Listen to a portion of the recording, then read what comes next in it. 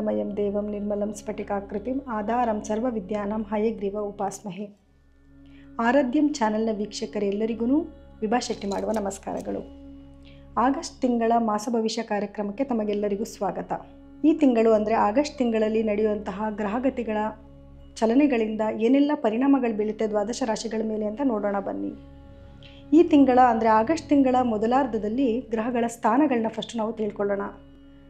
ಮಿಥುನ ರಾಶಿನಲ್ಲಿ ಗುರು ಮತ್ತು ಶುಕ್ರರಿದ್ದು, ಕಟಕ ರಾಶಿಯಲ್ಲಿ ರವಿ ಮತ್ತು ಬುಧ ಗ್ರಹಗಳಿದ್ದು, ಸಿಂಹ ರಾಶಿಯಲ್ಲಿ ಕೇತು ಗ್ರಹ ಹಾಗೂ ಕನ್ಯಾ ರಾಶಿಯಲ್ಲಿ ಕುಜಗ್ರಹ, ಇನ್ನು ಕುಂಭ ರಾಶಿಯಲ್ಲಿ ರಾಹುಗ್ರಹ ಹಾಗೂ ಮೀನ ರಾಶಿಯಲ್ಲಿ ಶನಿಗ್ರಹ ಇದೆ. ಮತ್ತು ಇನ್ನು ದ್ವಿತೀಯಾರ್ಧದಲ್ಲಿ ಕೆಲವು ಬದಲಾವಣೆಗಳು ಕೂಡ ಆಗ್ತಾ ಇದೆ. ಆಗಸ್ಟ್ 17ನೇ ತಾರೀಕು ಸೂರ್ಯ ಕಟಕ ರಾಶಿಯಿಂದ ತನ್ನ ಸ್ವಂತ ಮನೆಯಾದಂತಹ ಸಿಂಹ ರಾಶಿಗೆ ಪ್ರವೇಶ ಮಾಡ್ತಾ ಇದೆ. ಅದು ಅಷ್ಟೇ ಅಲ್ದಿರ ಇನ್ನು ಶುಕ್ರ ಗ್ರಹ 19ನೇ ತಾರೀಕು ಮಿಥುನ ರಾಶಿಯಿಂದ ಕಟಕ ರಾಶಿಗೆ ಪ್ರವೇಶ ಮಾಡ್ತಿದೆ. ಇನ್ನು ಬುಧ ಗ್ರಹ ಆಗಸ್ಟ್ 30ನೇ ತಾರೀಕು ಕಟಕ ರಾಶಿಯಿಂದ ಸಿಂಹ ರಾಶಿಗೆ ಪ್ರವೇಶ ಮಾಡ್ತಾ ಇದೆ. ಈ ಎಲ್ಲ ಬದಲಾವಣೆಗಳಿಂದ ದ್ವಾದಶ ರಾಶಿಗಳ ಮೇಲೆ ಏನೆಲ್ಲ ಪರಿಣಾಮ ಬೀಳ್ತಿದೆ ಅನ್ನೋದ್ರ ಬಗ್ಗೆ ನಾವು ನೋಡೋಣ ಬನ್ನಿ. ಇದು ವಿಶ್ವವಸು ನಾಮ ಸಂವತ್ಸರ, ದಕ್ಷಿಣಾಯಣ, ಶ್ರಾವಣ ಮಾಸ. ಇನ್ನು ಮಕರ ರಾಶಿಯವರ ಆಗಸ್ಟ್ ತಿಂಗಳ ಭವಿಷ್ಯ ಹೇಗಿದೆ ಅಂತ ನೋಡೋಣ ಬನ್ನಿ. ಮಕರ ರಾಶಿ ಅಂತಂದ್ರೇ ನಿಮ್ಮ ರಾಶಿಯ ಅಧಿಪತಿ ಬಂದು ಶನಿ ಮಹಾರಾಜರಾಗಿರ್ತಾರೆ. ಶನಿ ಮಹಾತ್ಮ ಅಂತಂದ್ರೇ ಅವರು ಬಹಳ ನ್ಯಾಯಬದ್ಧವಾಗಿ ಇರಬೇಕು ಅಂತಲೇ ಹೇಳ್ತೀನಿ.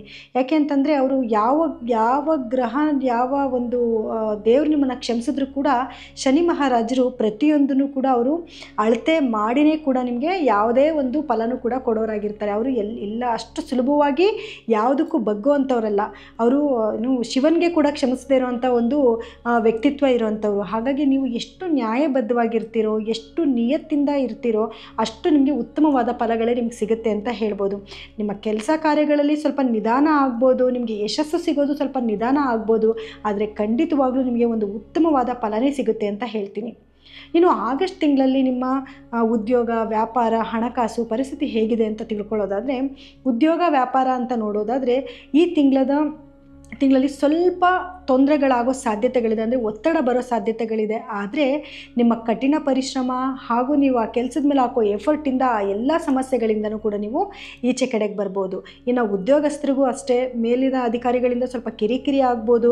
ಆದರೆ ನಿಮ್ಮ ತಾಳ್ಮೆ ಹಾಗೂ ಒಂದು ಬುದ್ಧಿವಂತಿಕೆಯಿಂದ ಆ ಸಮಸ್ಯೆಯಿಂದನೂ ಕೂಡ ನೀವು ಈಚೆ ಕಡೆಗೆ ಬರ್ಬೋದು ಅಂತ ಹೇಳ್ತೀನಿ. ಇನ್ನು ಹಣಕಾಸಿನ ಪರಿಸ್ಥಿತಿ ಅಂತ ನೋಡಿದಾಗ ಸ್ವಲ್ಪ ಒತ್ತಡದ ವಾತಾವರಣನೇ ಇದೆ ಅಂತ ಹೇಳ್ಬೋದು. ಹಾಗಾಗಿ ಖರ್ಚು ಮಾಡೋದ್ರ ಕಡೆ ಸ್ವಲ್ಪ ಗಮನ ಕೊಡಿ. ಯಾವುದೋ ದುಡ್ಡು ಬರ್ತಾ ಇದೆ, ಸೊ ಪರವಾಗಿಲ್ಲ, ಈಗಿರೋ ದುಡ್ಡನ್ನ ನಾವು ಖರ್ಚು ಮಾಡ್ಕೊಂಡ್ಬಿಡೋಣ, ಅದೆಂಗೋ ಬರುತ್ತೆ, ಹಣ ಬರುತ್ತೆ ಅನ್ನೋ ನಿರೀಕ್ಷೆನ ದಯಮಾಡಿ ಇಟ್ಕೊಳ್ಳೋಕೆ ಹೋಗಬೇಡಿ. ಈಗಿರೋವಂಥ ಹಣದಲ್ಲಿ ಹೆಂಗೆಲ್ಲ ನೀವು ಖರ್ಚು ಮಾಡಬೇಕು ಅನ್ನೋದ್ರ ಕಡೆ ಸ್ವಲ್ಪ ಗಮನ ಕೊಡಿ. ಇನ್ನು ಕುಟುಂಬದ ವಿಷಯದಲ್ಲಿ ಅಂತ ಬಂದಾಗ ಮನೆಯಲ್ಲಿ ಸ್ವಲ್ಪ ಒಂದು ಏರುಪೇರುಗಳಾಗೋ ಸಾಧ್ಯತೆಗಳಿದೆ. ಸಂಬಂಧಗಳಲ್ಲಿ ಸಣ್ಣ ಪುಟ್ಟ ಒಂದು ಮಾತುಗಳು ಬರೋ ಸಾಧ್ಯತೆಗಳಿದೆ. ಹಾಗಾಗಿ ನೀವು ಸ್ವಲ್ಪ ತಾಳ್ಮೆಯಿಂದನೇ ವರ್ತನೆ ಮಾಡೋದು ಒಳ್ಳೆಯದು ಅಂತ ಹೇಳ್ತೀನಿ. ಯಾಕಂದರೆ ನಿಮ್ಮ ಸಮಯ ಈ ಥರ ಇರೋದ್ರಿಂದ ನೀವೇ ಮಾತಾಡೋದನ್ನ ಸ್ವಲ್ಪ ಕಂಟ್ರೋಲಲ್ಲಿ ಇಟ್ಕೊಂಡ್ರೆ ಒಳ್ಳೆಯದು ಅಂತ ಹೇಳ್ತೀನಿ. ಯಾಕಂದರೆ ನೀವೇನೋ ಮಾತಾಡೋಕ್ಕೋಗಿ ಅವ್ರಿಗೇನೋ ಅದು ಒಂದು ಕೆಟ್ಟ ರೀತಿಯಲ್ಲಿ ಕೇಳಿಸಿ ನಿಮ್ಮ ಬಗ್ಗೆ ತಪ್ಪು ತಿಳ್ಕೊಂಡು ಮತ್ತು ಮನೆಯಲ್ಲಿ ಒಂದು ವಾತಾವರಣ ಹಾಳಾಗೋದು ಬೇಡ. ಹಾಗಾಗಿ ನೀವೇ ತಾಳ್ಮೆ ತೊಗೊಂಡ್ಬಿಡೋದು ಉತ್ತಮ. ನಿಮಗೂ ಒಂದು ಒಳ್ಳೆಯ ಸಮಯ ಬಂದಾಗ ನೀವು ಅದನ್ನು ಎಕ್ಸ್ಪ್ಲೈನ್ ಮಾಡಿ ಅವ್ರಿಗೆ ಹೇಳ್ಕೊಬೋದು. ಏನಪ್ಪ ನಮಗೆ ಈ ತಿಂಗಳು ಬರೀ ಒಂದು ನೆಗೆಟಿವ್ ಪಾಯಿಂಟ್ಸೇ ಇದೆಯಲ್ಲ ಅಂತ ನೀವು ಗಾಬರಿ ಆಗೋದು ಬೇಡ.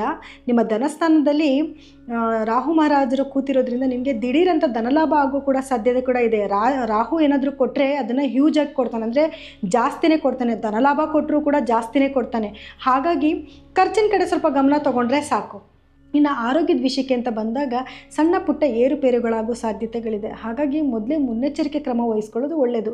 ಅಂದರೆ ನಿಮಗೇನೋ ಒಂದು ಶೀತ ಆಗ್ಬೋದು, ಜ್ವರ ಆಗ್ಬೋದು, ಏನಾದರೂ ಬಂತು ಅಂದಾಗ ನೆಗ್ಲೆಕ್ಟ್ ಮಾಡ್ದಿರ ಒಂದು ತಕ್ಷಣ ಹೋಗಿ ವೈದ್ಯರ ಹತ್ರ ತೋರಿಸ್ಕೊಳ್ಳೋವಂಥದ್ದಾಗ್ಬೋದು. ಇದನ್ನೆಲ್ಲ ನೀವು ಒಂದು ಸ್ವಲ್ಪ ಕ್ರಮ ತಗೊಳ್ಳೋದ್ರಿಂದ ಒಳ್ಳೆಯದು ಅಂತ ಹೇಳ್ತೀನಿ. ಇನ್ನು ಇವಿಷ್ಟು ಯಾವುದು ಮಕರ ರಾಶಿಯವರ ಭವಿಷ್ಯ ಆಗಿತ್ತು. ಇನ್ನು ಪರಿಹಾರ ಅಂತ ಬಂದಾಗ ಶನಿ ಮಹಾರಾಜರ ಆರಾಧನೆ ಮಾಡೋದ್ರಿಂದ ನಿಮಗೆ ಒಂದು ಉತ್ತಮ ಫಲಿತಾಂಶನೇ ಸಿಗುತ್ತೆ ಅಂತ ಹೇಳ್ಬೋದು.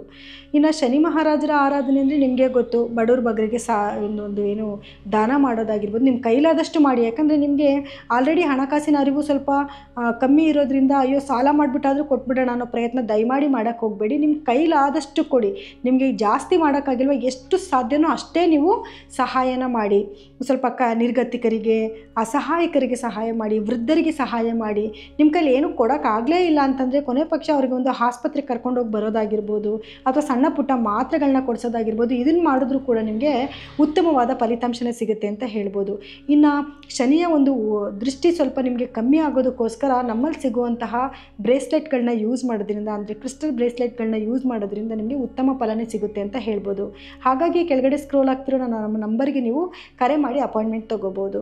ಇನ್ನು ಈಗ ತಿಳಿಸಿದಂತಹ ಫಲಾನುಫಲಗಳು ಸಾಮಾನ್ಯವಾಗಿದ್ದು, ನಿಮ್ಮ ವೈಯಕ್ತಿಕ ಜಾತಕನ ಒಮ್ಮೆ ಪರಿಶೀಲಿಸ್ಕೊಳ್ಳೋದು ಒಳ್ಳೆಯದು ಅಂತ ಹೇಳ್ತೀನಿ.